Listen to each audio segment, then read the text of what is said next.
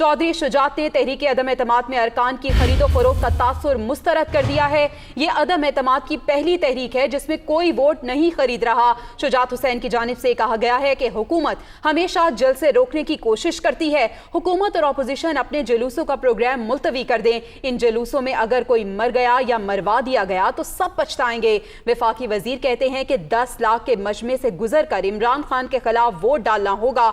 उन्होंने कहा कि जब कोई वोटर वोट डालने का फैसला कर ले तो उसे 10 लाख तो क्या 10 करोड़ का मजमा भी नहीं रोक सकता। चौधरी शुजात हुसैन की जानिब से ये कहा गया है। तो चौधरी शुजात ने तहरीक अदम एतमाद में अरकान की खरीदो फरोख्त का तासुर मुस्तरद कर दिया है। वो कहते हैं कि यह अदम एतमाद की पहली तहरीक है जिसमें कोई वोट नहीं खरीद रहा। हुकूमत हमेशा जल से रोकने की कोशिश करती है।